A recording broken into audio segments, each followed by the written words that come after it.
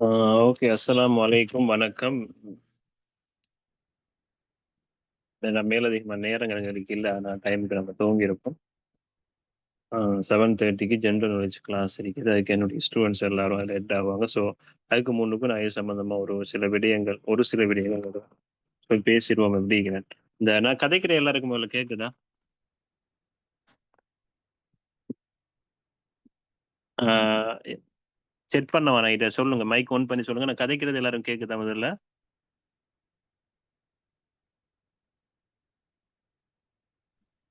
ஆம் sir. Okay. ஒரு நிமிடம் இருங்க.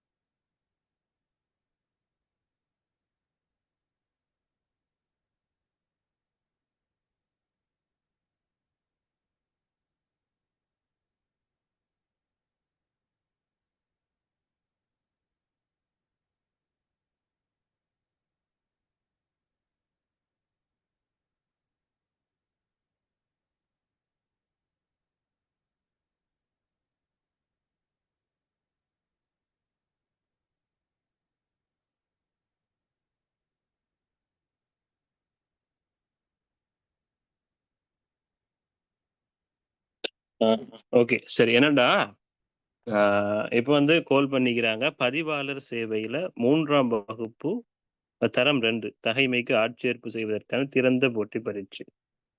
முதல்ல உங்கள நெறைய பேருக்கு இப்ப நீங்க யுனிவர்சிட்டில இருந்து அவுட்டா நெறைய பேர் இருப்பீங்க. ஆகவே உங்கள நெறைய பேருக்கு அந்த பதவிய பத்தி சரியான ஒரு தெளிவுண்டு இல்லாம இருப்பீங்க. அந்த பதவிய பொறுத்தவரைக்கும் உங்களுக்கு இந்த எக்ஸாம் செஞ்சு உங்களுக்கு கிடைக்கப் போற அந்த பதவி வந்து பொதுவா டிஎஸ் ஆபீஸ்ல தான் கிடைக்கும். பிரதேச செயலகம் டிஎஸ் ஆபீஸ்ல தான் உங்களுக்கு இந்த வேலை கிடைக்கும். அதுல உங்களுக்கு வந்து கிடைக்க போற பொசிஷன் வந்து ஏடிஆர். அதாவது மேலதிக மாவட்ட பதிவாளர். அந்த பதவிக்குரிய போட்டி பரீட்சையா தான் இது நடக்குது. இந்த பதவிய பொறுத்தவரைக்கும் இது வந்து சொல்றது என்னன்னு சொன்னா, ஒரு பதவி நிலை உத்தியோகத்தர்ன்னு சொல்லுவாங்க. பதவி நிலை அந்த பிரிவுல நீங்க தான் ஒரு ஹெட்டா இருப்பீங்க. அந்த பிரிவுல நீங்க ஒரு ஹெட்டா இருப்பீங்க. ஆ இதுல வெற்றிடங்களோட எண்ணிக்கைய பொறுத்த மட்டும் வெற்றிடங்கள் சாதாரணமா ஒரு 50 வெற்றிடங்கள் நிரப்புறதுக்குரிய ஒரு போட்டி பரீட்சை தான் இது. சாதாரணமா போன வருஷத்த பொறுத்தவரைக்கும், போன வருடம் இந்த பதவியில மொத்தம் 42 வேக்கன்ட் தான் இருந்தது. இப்ப கொஞ்சம் அதிக அளவாகி ஒரு 50 வேக்கன்ட் இருக்கு. அப்போ சாதாரணமா ஒரு 50 பேர் எடுக்கிறதுக்குரிய ஒரு போட்டி பரீட்சையா தான் இந்த போட்டி பரீட்சை நடத்தப்படுது. இதுல பாருங்க நீங்க போட்டிக்கிறாங்க பதிவாளர் நாயகம் திணைக்களத்துல பதிவாளர் சேவையில அ ஆட்சேர்ப்பு செய்யறதுக்குரிய இது போட்டி பரீட்சை. இந்த போட்டி பரீட்சைய பொறுத்த மட்டும் சொல்லிக்கிறாங்க டிசம்பர் மாதம் நடைபெறும் என்பது இதன் மூலம் தெரிவிக்கப்படுகின்றது. அப்ப கடந்த காலங்கள பொறுத்தவரைக்கும் கெசட்ல கோல் பண்ற மாதிரியே ஷெட்யூல் பண்ணி எக்ஸாம்கள் நடத்துறது இல்ல. சம்டைம் அ ரொம்ப பின்னுக்கு போறதுக்குரிய ஒரு சூழ்நிலை வந்து அந்த பொருளாதார பிரச்சனைகளோட. இந்த அரசாங்கத்த பொறுத்தவரைக்கும் பொருளாதாரம் ஒரு ஸ்திரத்தன்மை அடைஞ்சு கொண்டிருக்குது. ஆகவே அவங்க கெசட்ல கோல் பண்ற மாதிரியே சொல்ற மாதிரியே எக்ஸாம் வந்து ஷெட்யூல் பண்ணி வச்சு கொண்டே இருக்கிறாங்க. கடந்த எக்ஸாம் எல்லாமே அதன் அடிப்படையில தான் வச்சிருக்கிறாங்க. சரியோ? ஆகவே டிசம்பர்ன்னு சொல்லும்போது, டிசம்பர்ல எங்களுக்கு கண்டிப்பா எதிர்பார்க்கக்கூடியதா இருக்கும் இந்த பரீட்சைய. அதேபோல அப்படி டிசம்பர் நடத்த இல்லன்னு சொன்னா, ஜனவரி நடத்தப்படும். அதை விட பின்னுக்கு போகக்கூடிய ஒரு சூழ்நிலை இப்ப இல்ல. ஆகவே இந்த எக்ஸாம பொறுத்த மட்டும் உங்களுக்கு வந்து முக்கியமா 3 பாடங்கள் வந்து இந்த எக்ஸாம் வந்து உங்களுக்கு வருது. என்னென்ன பாடங்கள்னு சொன்னா,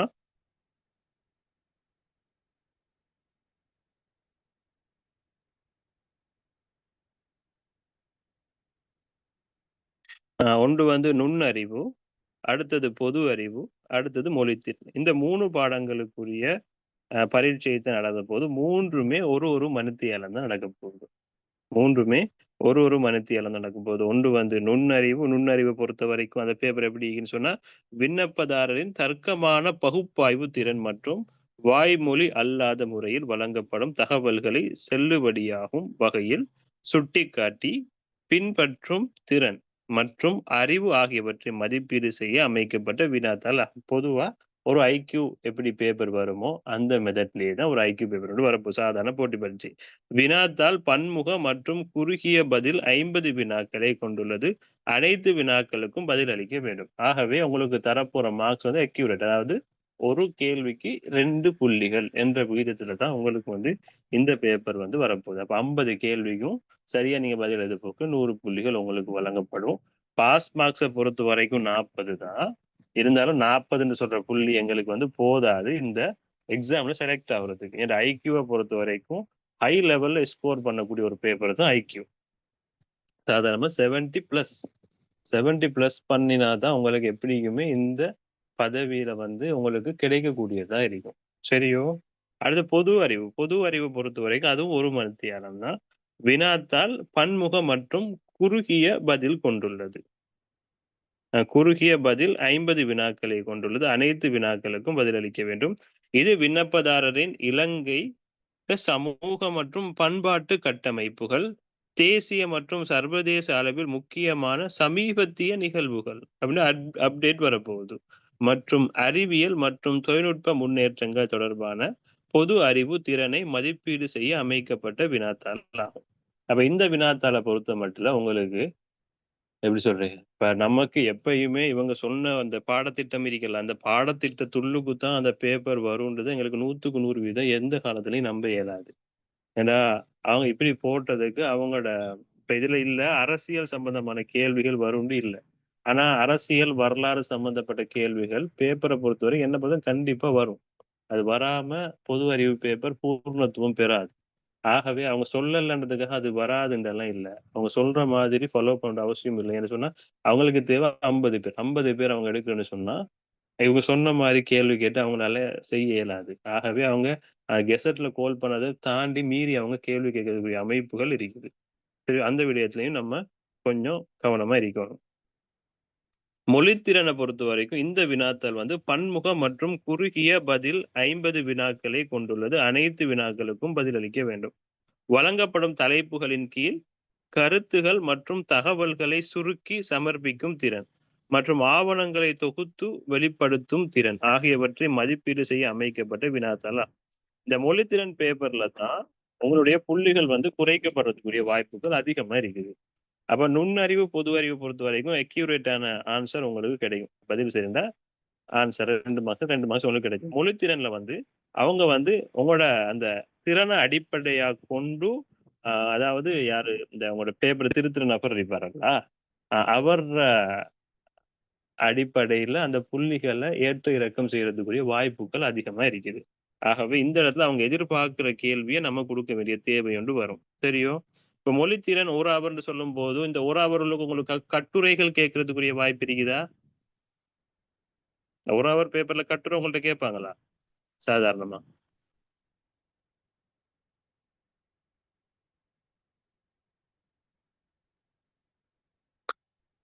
உங்கள்ட்ட தான் கேட்கிறேன். கட்டுரை கேட்கறதுக்குரிய வாய்ப்பு இருக்குதா இல்லையா? இல்ல சார். இல்ல. ஆனா இதுல சொல்லிக்கிறேன் அப்புறம் வழங்கப்படும் தலைப்புகளின் கீழ் கருத்துகள் மற்றும் தகவல்களை சுருக்கி சமர்ப்பிக்கும் திறன். அப்போ ஒரு தலைப்பொண்டு தாராங்க. அதுல உங்களோட கருத்துக்கள் வரப்போகுது. தகவல்களை சுருக்கி சமர்ப்பிக்கையும் போறீங்க. அப்படின்னு சொல்ல போக அதுல கட்டுரை வரதுக்குரிய வாய்ப்பு இல்லையா? நீங்க ஒரு சுருக்கம் காலம் அந்த வரும். சுருக்கம் வரலாம். சுருக்கம் வரும் சார். சுருக்கம் வரும். அது தனி வாக்கியம் எழுத சொல்லி கூட வரலாம். அல்லது உங்களுக்கு பெரிய ஒரு பஞ்சு தந்து கூட சுருக்கிறதுக்குரிய வாய்ப்பு இருக்குது. கட்டுரை வராதுன்னு சொல்லி நீங்க குறிப்பா சொல்லிடாதீங்க. ஏன்னு சொன்னா உங்களோட பாஸ் பேப்பர் இந்த ஏடிஆர் பொசிஷனுக்குரிய பாஸ் பேப்பர் 2 பாஸ் பேப்பர்ல கட்டுரை வந்திருக்குது. 1 ஹவர் பேப்பர் தான் அதுவும். அந்த 1 ஹவர் பேப்பர்லயும் கட்டுரை வந்துதான் இருக்குது. ஆகவே கட்டுரை வராதுன்ற ஒரு முடிவுக்கு நமக்கு போக இயலாது. சாதாரண ஒரு கட்டுரை எழுத போகல எங்களுக்கு குறிப்பிட்டு சொல்ல போனா குறைஞ்சபட்சம் ஒரு 1/2 ஹவர் போயிருமல்ல ஒரு கட்டுரை எழுதுறதுக்கு. சுருக்கமும் அதே மாதிரி சுருக்கம் நீங்க சுருக்கி எழுதுறதுக்கு அதை வேகமா எழுதினா கூட 20 நிமிஷம் போயிடும். கட்டுரை எழுதுறதுக்கு 1/2 ஹவர் போகும். அப்ப அவங்க கட்டுரை தந்தா சுருக்கம் தர மாட்டாங்க. பெரிய சுருக்கம் அதாவது 3ல் 2 சுருக்குற சுருக்கத்தை தர மாட்டாங்க.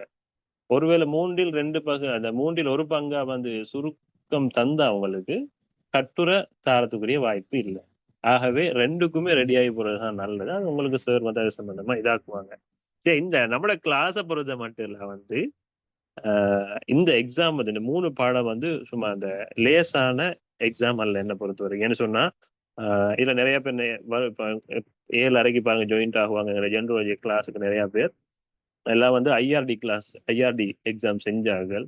அதே போல ஐஆர்னு சொன்னா இறைவரி திணைக்களத்துல அசிஸ்டன்ட் கமிஷனர் என்ற பதவிக்காக போட்டியிட்டார்கள். அவங்க இருக்கிறாங்க. அவங்களுக்கு இதே 3 பேப்பர் தான் வந்தது. அதோட சேலரி கூட பாருங்க SL1 அவங்களோட சேலரி கூட SL1 சொல்ல போகல பேசிக்கே 82,150 வரும் பேசிக். இப்ப உங்களோட இதை எடுத்து பொறுத்த வரைக்கும் உங்களோட பேசிக் வருது 58,000 சொச்சம் வருது. உங்களோட வந்து MN5 இந்த பதவி பொறுத்த வரைக்கும் MN5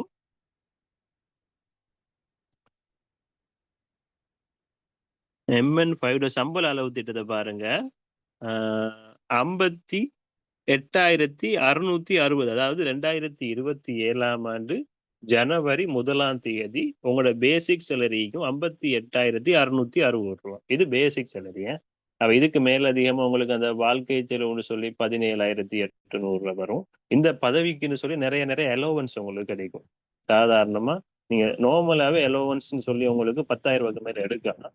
இன்னும் நீங்க கிளைம் பண்ணுறீங்க உங்களுக்கு 20,000 வரை கிடைக்கும். கிளைம் பண்றதுக்கு வாய்ப்புகள் இருக்கு. இது வந்து அது ஏடிஆர்னு சொல்ற பொசிஷன். இதுக்கு மேல வரும் என்னது இந்த காணி சம்பந்தப்பட்ட ரெஜிஸ்டார் அப்படி வரும். இன்னொரு ஹிமிக்கம் ரெஜிஸ்டார் அப்படின்னு சொல்லி வரும். அது வந்து MN5 சேலரி கோட் அல்ல, அது வந்து MN7 சேலரி கோட். அந்த இதுகளுக்கு வந்து இன்னும் சம்பளம் கூட இதை விட 20,000 ரூபாய் 30,000 சம்பளம் மேலதிகமா உங்களுக்கு தருவாங்க. அதுக்கு எப்படி ஆக எடுப்பாங்க சொன்னா இந்த MN5 இதுக்கு நீங்க போகணும். இந்த சேவைக்கு நீங்க போனதுக்கு பிறகு உங்கள் உள்ளுக்கு தான் எக்ஸாம் வச்சு அதுக்கு அந்த பதவிக்குரிய ஆட்கள் எடுப்பாங்க. இந்த பதவியை பொறுத்த மட்டும் உங்களுக்கு டிஎஸ் ஆபீஸ்ல உங்களோட கடமை என்ன இருக்க போகுதுன்னு சொன்னா சாதாரணமா இந்த திருமணங்கள், பிறப்பு இறப்பு, மலை நாட்டு திருமணங்கள், சில நீதிமன்ற நடவடிக்கைகள் இந்த விடயங்களை பதிவு செய்யறது. ஒரு உத்தியோகத்தரா நீங்க இருப்பீங்க. ஒரு முக்கியமான உத்தியோகம் உங்களுக்குன்னு சொல்லி சீல் இருக்கு, உங்களுக்குன்னு சொல்லி சைன் இருக்குது, உங்களுக்குன்னு சொல்லி ஒரு அதிகாரம் இருக்குது. நிறைய பேர் உங்கள்ட்ட நிறைய விஷயங்களுக்காக வருவாங்க. ஆஹ் எல்லாத்துக்கும் மேல ஒரு பதவி நிலை ஒரு நல்ல சம்பளம் எடுத்துக்கொண்டு இருக்கலாம். அதாவது ஒரு சமூகத்துல வரவேற்கக்கூடிய ஒரு பதவி. அதுக்கும் மேல அதிகமா ஒரு பெரிய சமூகத்துக்கே பெரிய ஒரு சேவை செய்யக்கூடிய ஒரு பதவி இது. அப்ப இந்த பதவியை வந்து என்ன பொறுத்தவரை தமிழ் மீடியம்ல இருக்கிற நிறைய பேர் எடுக்கணும். அது முஸ்லிம் ஆக்கள், தமிழ் ஆக்கள் அப்படின்ற வித்தியாசம் இல்ல. தமிழ் மீடியம்ல இருக்கிறார்கள் நிறைய பேர் இந்த பதவிகளுக்கு போகணும். எனக்கு எப்படி சொல்ல தெரியல எப்படின்னு சொன்ன சாதாரணமா இந்த நம்மெல்லாம் ஒரு கிரேட் இந்த மாதிரி பொசிஷன் இந்த அரசு சேவையில நம்ம உயர் நிலைக்கு வந்ததுக்கு போறோம். நாங்க காண்ற ஒரு பெரிய குறைபாடு தான் தமிழ் மீடியமானாக்கள் ரொம்ப குறைவா இருக்கிறாங்கன்னு சொல்றது நாங்க காண்ற ஒரு பெரிய ஒரு குறைபாடு. அப்ப அந்த இடத்த வந்து நீங்க தான் பூர்த்தி செய்யணும். அதுக்காகத்தான் இந்த கிளாஸ் செய்யறது எல்லாமே செஞ்சு கொண்டு போறோம். ஆனா எங்களுக்கு இந்த கிளாஸ் எல்லாம் டைம் எல்லாம் பயங்கரமா நமக்கு செலவழியுது இந்த விஷயங்கள்ல. சரியோ உங்களுக்கு இது சம்பந்தமா ஏதாச்சும் தெளிவுகள் வேணுமா? நீங்க ஏதாச்சும் தெரிஞ்சுக்கணும்னு விரும்புறீங்க? எங்க கிளாஸை பொறுத்த மட்டும் உங்களுக்கு வந்து ஒவ்வொரு பாடத்துக்கும் தனித்தனியே கிளாஸ் நடக்கும். நுண்ணறிவை பொறுத்த வரைக்கும் அஃப்ரோசர் செய்வார். அஃப்ரோசர் வந்து எஸ்எல்ஏஎஸ்ல இருக்கிற ஒரு நபர் தான் அஃப்ரோசர். அவர் வந்து அந்த கிளாஸ் உங்களுக்கு செய்வாரு.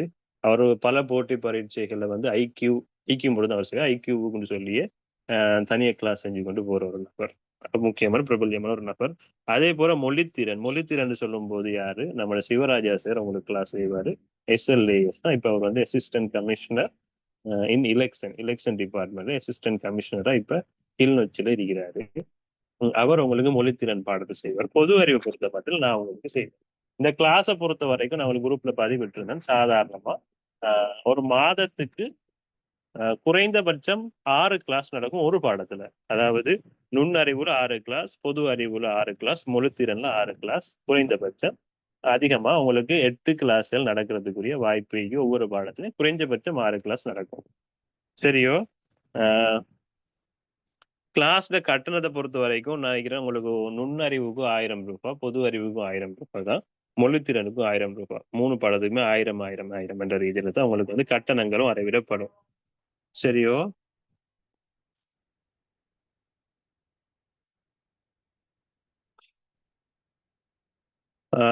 இது இது இந்த இதை பத்தி உங்களுக்கு எதுவும் தெளிவுகள் தேவையா அப்படின்னா உங்களோட சந்தேகங்கள் இருந்தா நீங்க என்கிட்ட கேளுங்க, நான் உங்களுக்கு அதுல சொல்லி தரேன். சார் மாதிரில சிவராஜா சாரை பொறுத்த வரைக்கும் சிவராஜா சார் தான் எப்படி சொல்றது, இப்ப ஈகிற எக்ஸிகூட்டிவ் லெவல் சர்வீஸ்ல ஈகிற உயர் பதவிகள்ல ஈகிற புதுசா வந்து எடுபட்ட எல்லாருக்குமே, அது லிமிட்டடா இருந்தாலும் சரி ஓப்பனா இருந்தாலும் சரி எல்லாருக்குமே கைட் பண்ண 100% அவர்கிட்ட படிச்சாக்கள் தான் எல்லாருமே செலக்ட் ஆகி வந்திருக்கிறாங்க பொசிஷனுக்கு. அப்ப அந்த அளவுக்கு ஒரு ரிசோர்ஸ் பர்சன் தான் அவரு. அப்ப அவர்கிட்ட கைட் எடுக்கிறது ரொம்ப முக்கியமான ஒரு விஷயம் எங்களுக்கு. மற்ற வகையில இந்த எக்ஸாம் பொறுத்த வரைக்கும் ரொம்ப போட்டித்தன்மை. என்ன சொல்ல, நாம போட்டி போடுற ஆட்கள் வந்து சிங்கிள் மீடியமோட சேர்த்து தான் போட்டி போடுறோம் 50 வேர்க்கண்ட்டுக்கு. இந்த 50 வேர்க்கட்டை மட்டும் அடிப்படையாக நாங்க போட்டி போடல. இந்த எக்ஸாம்ல இருக்கிற ஒரே ஒரு அனுகூலம் என்னன்னு கேட்டா, இப்ப இந்த எக்ஸாம் செய்ய போற ஆட்கள் வந்து இன்லேண்ட் ரெவென்யூ எக்ஸாம் செஞ்சாக்கள் இந்த எக்ஸாம் செய்வாங்க. அதே போல இந்த குடிவரவு குடியகல்வு திணைக்களத்துல ஒத்தோரைஸ்ட் ஆபீசர் சொல்லி எக்ஸாம் செஞ்சாங்களும் இந்த எக்ஸாம் செய்வாங்க. அது இல்லாம புதிதாக நிறைய பேர் நீங்க இந்த எக்ஸாம் செய்ய போறீங்க. அப்ப இதுல இருந்து எடுபடுற ஆட்கள் எப்படிக்குமே ஒரு குறிப்பிட்ட தொகையான ஆட்கள் ஆல்ரெடி இன்லேண்ட் ரெவன்யூ சர்வீஸ் எக்ஸாம்ல எடுபட்டு போயிருவாங்க. அடுத்த கட்டமா வந்து அந்த ஒத்தோரைஸ்ட் ஆபீசர்னு சொல்ற அந்த வேர்க்கன்றுக்கும் ஆட்கள் எடுபட்டு நிறைய பேர் போயிருவாங்க. அவன் மீதியா மீய போற ஆட்கள் கொஞ்சம் பேர் தான் இருப்பீங்க. அந்த ஆட்களுக்கு கண்டிப்பா ஒரு வாய்ப்பு இருக்கும் இந்த எக்ஸாம்ல எடுபட்டு உள்ளுக்கு போறதுக்குரிய வாய்ப்புகள் அதிகம் இருக்குது. ஆகவே இந்த எக்ஸாம் வந்து விட்டுறாதீங்க. அடுத்து உங்களோட ஏரியாலேயே உங்களுக்கு எப்பயுமே எடுக்கக்கூடிய ஒரு பதவி இது. ஸ்ரீலங்கால எந்த பாகத்திலையும் சேவை செய்யக்கூடிய சொல்ற அடிப்படையில தான் உங்களை எடுப்பாங்க. இருந்தாலும் உங்களோட ஏரியால உங்களுக்கு எப்பயுமே எடுக்கணும். இப்போ வந்து எப்படின்னு சொன்னா அந்த ஏரியாவுக்கு பக்கத்துல எப்பயுமே கொடுங்கன்ற ரீதியில தான் இப்ப வந்து அந்த சர்க்குலர் எல்லாமே இருக்குது.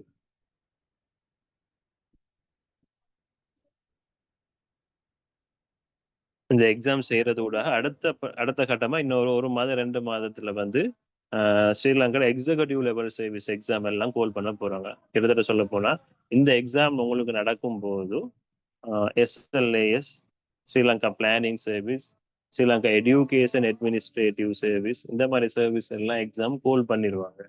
அப்ப இந்த நாலேஜோடய நீங்க தொடர்ந்து அந்த கிளாஸ்களை அட்டன் பண்ணி படிக்கிறது உள்ளாக நீங்க அந்த செய்ய போற அந்த எக்ஸிகூட்டிவ் லெவல் சர்வீஸ் எக்ஸாம் எல்லாம் வெரி சிம்பிள் அவங்களுக்கு ஃபேஸ் பண்ணக்கூடியதாகும். நீங்க எதிர்ந்தாலும் ஒரு துறையில இன்ஷா அல்லாஹ் கண்டிப்பா நீங்க போகக்கூடிய ஒரு நபரா இருப்பீங்க. இது வந்து என்னுடைய தனிப்பட்ட கருத்து. சரியோ?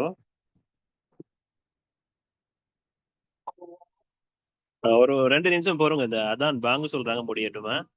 அதன் பிறகு உங்களோட கேள்வி எதுவும் சந்தேகங்கள் இருந்தா கேளுங்க.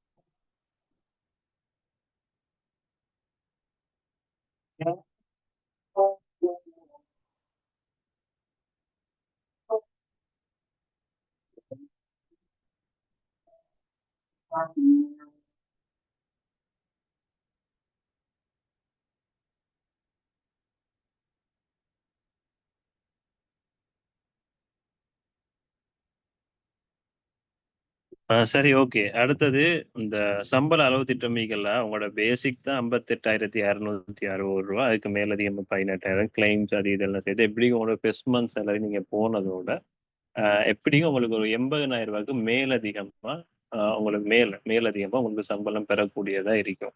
சரியோ? வயது எல்லைய பொறுத்தவரைக்கும் 21 தொடக்கம் 35 என்று சொல்ற அந்த வயதுக்கு உட்பட்டவரா நீங்க இருக்கணும். அதாவது அ பெர்த்தும் போட்டிக்கிறாங்க. 2004ஆம் ஆண்டுல இருந்து 1990ஆம் ஆண்டு வரைக்கும் இருக்கணும். உங்களோட டிகிரிய பொறுத்தவரைக்கும் இந்த 10ஆம் மாசம் 17ஆம் தேதி. இந்த வருடத்துல 10ஆம் மாசம் 17ஆம் தேதிக்கு முன்னுக்கு முடிஞ்சதா இருக்கும். உங்களோட எஃபெக்டிவ் டேட் வந்து 2025 10ஆம் மாசம் 17ஆம் தேதிக்கு முன்னுக்கு இருக்கணும் இந்த எக்ஸாம் நீங்க சிட் பண்றதுக்கு. தகைமைன்னு சொல்ல போகல உங்களுக்கு ஒரு டிகிரி வேணும்.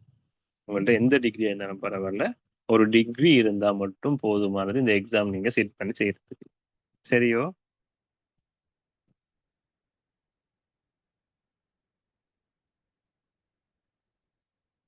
கிளாஸ பொறுத்த மட்டுக்கு நீங்க ஒண்ணும் யோசிக்க தேவையில்ல. ஏன்னா, ஆ கிளாஸ்ல நெறைய கிளாஸ் நடக்கிறதுனால.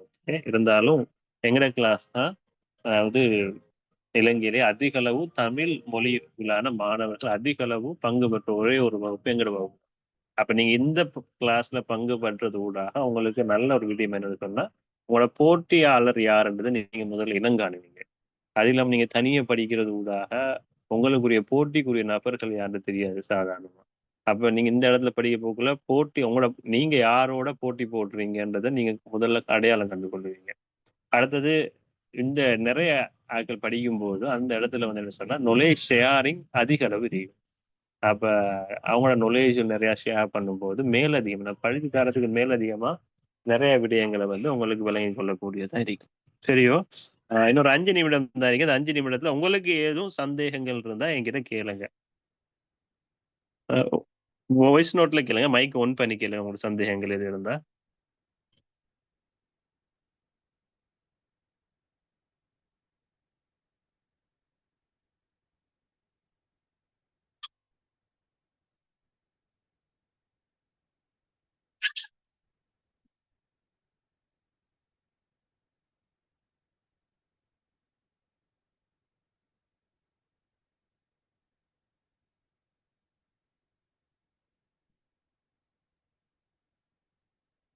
ஒருத்தருக்கு ஒரு சந்தேகம் இல்லையோ?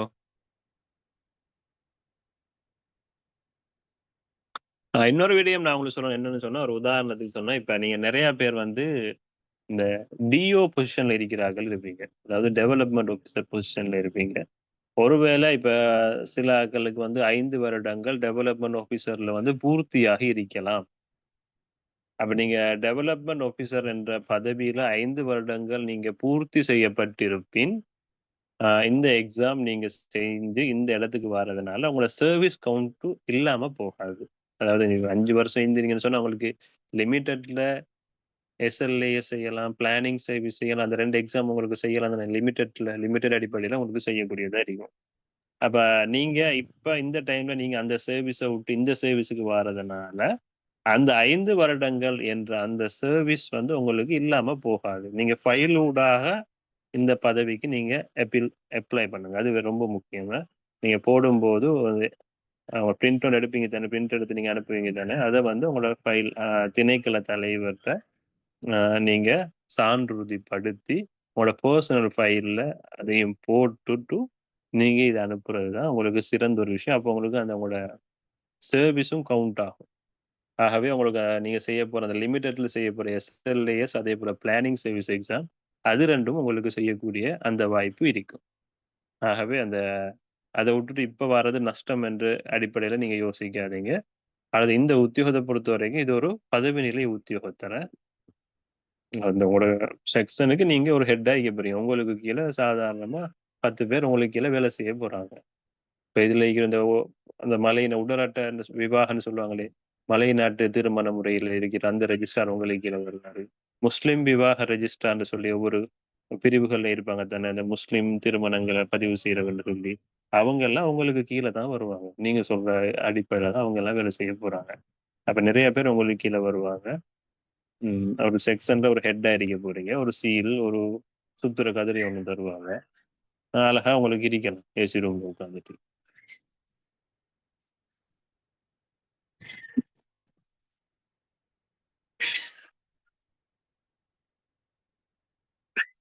எக்ஸாம் பொறுத்த வரைக்கும் உங்களுக்கு எக்ஸாம் வந்து டிசம்பர்ல வந்து நடக்கும். மிச்சம் காலம் பின்னுக்கு போகாது. டிசம்பர் நடக்கும். அப்படி மிஸ் ஆயினா ஜனவரில நடந்துரும். அந்த கேப்ல உங்களுக்கு எஸ்எல்ஏஎஸ் எக்ஸாமும் ஹோல்ட் பண்ணிடுவாங்க.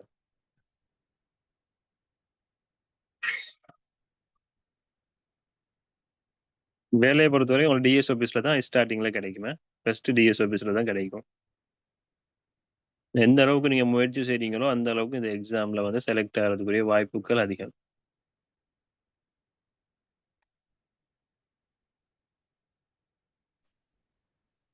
அஸ்ஸலாமு அலைக்கும். நான் எம்எஸ்ஓ கிரேட் 3 எக்ஸாமுக்கு அப்ளை பண்ணிக்கிறேன். அது இல்லாமல் அந்த ரெஜிஸ்ட்ரார் எக்ஸாமுக்கும் அப்ளை பண்ணிக்கிறேன். அப்போ அந்த எம்எஸ்ஓ எக்ஸாமில் எழுதி செலக்ட் ஆகிட்டு அந்த ரெஜிஸ்ட்ரார் எக்ஸாம் கிடைச்சேன்னு சொன்னா இந்த ஜொப்பை விட்டுட்டு அதுக்கு மாறிக்கொள்ள இயலுமா? போகலாம். ஒரு சிக்கலும் இல்ல. அதுல ஒரு சிக்கலும் வராது. நீங்க வந்து இப்ப எம்எஸ்ஓன்னு சொல்ல போக நீங்க வந்து ஒரு ஓப்பன் அடிப்படையில் ஈகிற நீங்க லிமிடெட் அல்ல. ஆகவே ஓப்பன் அடிப்படையில் ஈகிறவங்களுக்கு தாராளமா போகலாம். எந்த ஒரு பிரச்சனையும் உங்களுக்கு வேலை வராது. ஏன்னா நீங்க அந்த எக்ஸாம் செஞ்சு இந்த எக்ஸாம் செஞ்சீங்க. அடுத்தது ஒரு காலமும் உங்களுக்கு நீங்க இப்ப இப்ப எம்எஸ்ஓன்னு சொல்ற கிரேடை விட நீங்க இப்போ ரெஜிஸ்ட்ரார்னு சொல்ற அந்த கிரேட் வந்து கொஞ்சம் பெஸ்ட் தானே, மேல தானே இருக்குது. ஆகவே எப்பயுமே உங்களோட அரச உத்தியோகம் உங்களுக்கு மேல இருக்கிற திணைக்கள தலைவர் ஒரு நல்ல இடத்துக்கு நீங்க மேல ஒரு இடத்துக்கு தான் போக போறேன்னு சொன்னா கண்டிப்பா உங்களை ரிலீஸ் பண்ணுவாரு. அது தொடர்பா நீங்க யோசிக்க தேவையில்லை. கண்டிப்பா அந்த விஷயங்கள் சரியா வரும். உங்களுக்கு விட்டுட்டு போகலாம். உங்களுக்கு அடுத்து எம்எஸ்ஓ கிடைச்சு கொஞ்சம் காலத்துல இதுவும் கிடைக்குது. உங்களுக்கு திணைக்கள தலைவர் அனுமதியோட போனா இப்ப சாதாரணமா ஒரு 5 மாசம் சர்வீஸ்னு வைங்க எம்எஸ்ஓல அந்த சர்வீஸோடய உங்களுக்கு போகலாம். அப்படி இல்ல அந்த சர்வீஸ் 5 மாசம் தானே பிரச்சனை இல்லை தேவையில்லைன்னு சொல்லிட்டு விட்டுட்டு போறா கூட அந்த ஜாப் உங்களுக்கு ரிசைன் பண்ணி இந்த ஜாப் எடுக்கலாம், பாரம் எடுக்கலாம். Okay, thank you. சரி.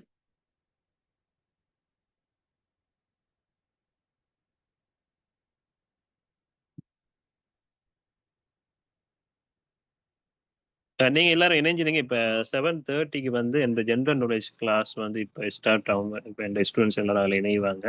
அந்த கிளாஸ்ல நீங்க எல்லாரும் இணைஞ்சு கொள்ளுங்க. அதே போல உங்களுக்கு கிரகித்தல்லையும் வந்து மொழித்திறன்லையும் உங்களுக்கு வந்து ஃப்ரீயா ஒரு 2 கிளாஸ் உங்களுக்கு நடக்கும். ஃப்ரீயா 2 கிளாஸ் மொழித்திறன் நடக்கும். அதே போல ஜெனரல் நாலேஜ்ல நான் இன்றைக்கு செய்யறேன். அதே போல நெக்ஸ்ட் சாட்டர்டேயும் உங்களுக்கு ஒரு கிளாஸ் ஒன்று செய்வேன். அதுவும் ஃப்ரீயா தான் உங்களுக்கு நடக்கும். ஐக்யூவை பொறுத்த மட்டும் ஐக்யூலயும் உங்களுக்கு கிளாஸ் வந்து ஃப்ரீயா 1 அல்லது 2 கிளாஸ் நடக்கிறதுக்குரிய வாய்ப்புகள் இருக்கு ஐக்யூலையும். இது எல்லாமே உங்களுக்கு ஃப்ரீ செஷன். இது எல்லாமே உங்களுக்கு ஃப்ரீயாவே நடக்கும். இதுக்காக எல்லாம் கட்டணம் மறைவிடப்படாது. உங்களுக்கு இப்ப அவங்க இந்த சார் படித்தார்கள் உங்களுக்கு திருப்தி அப்படின்னு உங்களுக்கு காணப்பட்ட நீங்க கிளாஸுக்கு கட்டணம் செலுத்தி அதன் பிறகு நீங்க இணைந்து கொள்ளுங்க. சரியா? கிளாஸ் எப்ப ஸ்டார்ட் பண்ணதுன்னு சொன்னா அதாவது கட்டணம் செலுத்திய மாணவர்களுக்குன்னு சொல்லி நம்ம துவங்குறோம். வார மாசம் நெக்ஸ்ட் மந்த் 11ஆம் தேதி முதல் கிளாஸ் வந்து கண்டினியூவா நடக்கும். கிளாஸ் சம்மந்தம் நான் சொல்லிட்டேன் உங்களுக்கு. சாதாரணமா 6ல இருந்து 8 கிளாஸ் இருக்கும். ஒவ்வொரு பாடத்திலையும் நடக்கும். கிட்டத்தட்ட மாதத்துக்கு 18 தொடக்கம் 20, 24 கிளாஸ்கள் நடக்க போகுது உங்களுக்கு. அடுத்த ஒவ்வொரு கிளாஸுமே உங்களுக்கு 2 ஹவர் நடக்கும் கிளாஸ். எங்களுடைய கிளாஸ் டைமை பொறுத்த வரைக்கும் 7:30ல இருந்து 9:30 வரைக்கும் கிளாஸ் பொதுவா நடக்கிற மாலை நேரங்கள்ல 7:30ல இருந்து 9:30 வரைக்கும் கிளாஸ் நடக்கும். சரியா? 2 ஹவர் கிளாஸ். சொல்லுங்க. சார் 3 பாடத்துக்கும் கட்டாயம் அப்படி சலிப்பே பண்ணணுமா இல்லாட்டி விரும்பிய இல்ல பாட்டு அப்படின்னு இல்ல. உங்களுக்கு விருப்பமான பாடத்துல நீங்க கலந்து கொள்ளலாம். உங்களுக்கு கிரகித்தல மட்டும்தான் மொழித்திறன்ல மட்டும்தான் கலந்து கொள்ள போறீங்கன்னா மொழித்திறனுக்கு மட்டும் கலந்து கொள்ளுங்க. ஐக்கியூ மட்டும், ஜென்ரல் வேஞ்ச் மட்டும். அப்படி உங்களுக்கு விருப்பமான பாடங்களுக்கு மட்டும் நீங்க கட்டணம் செலுத்தி இணைஞ்சு கொள்ளுங்க. அது ஒரு சிக்கல் அல்ல. Hello sir. சொல்லுங்க. ஓம் சார். நாம ஒர்க் பண்ற வந்துட்டு department of wild life conservation. அப்போ நாடும் வந்துட்டு இன்டர்னலா டிபார்ட்மெண்ட் கூட போடலாமா சார்? நீங்க இப்ப எத்தனை வருஷம் உங்களுக்கு எக்ஸ்பீரியன்ஸ் அதுல? 5 வருஷம் தாண்டி போகுது சார். 5 வருஷம். கண்டிப்பா உங்களோட ஃபைல் ஊடாக அனுப்புங்க. சரியா? இப்ப இது க்ளோசிங் டேட் 10ஆம் மாசம் 17 தானே. அப்ப நீங்க இதை அனுப்பும் போது கண்டிப்பா உங்களோட ஃபைல் ஊடாகவே அனுப்புங்க. சரியா? திணைக்கள தலைவர் ஊடாகவே அனுப்பிடுங்க. இப்ப நீங்க அந்த சேவையை விட்டு இந்த சேவைக்கு போங்கன்னு சொல்லி நான் ரெக்கமெண்ட் பண்ணல. ஆனா நீங்க இந்த தொழிலுக்கு போறதா இருந்தா கண்டிப்பா ஃபைல் ஊடாக போக 5 வருஷத்து எக்ஸ்பீரியன்ஸ் உள்ள போக உங்களுக்கு இந்த எக்ஸாம் செய்யலாம். ஒருவேளை நீங்க இந்த எக்ஸாம் செஞ்சு எடுப்பட்டு நீங்க திரும்ப எஸ்எல்ஏஎஸ் எஸ்எல்ஏஎஸும் செய்யலாம் உங்களுக்கு. அப்ப அந்த சர்வீஸ் அநியாயமே. சர்வீஸ் வந்து ரொம்ப முக்கியம் கவர்மெண்ட் ஸ்டாஃப் பொறுத்த வரைக்கும். தெரியும். நான் இப்ப அப்படியே என் மத்த பேப்பருக்கு போயிடுறேன்.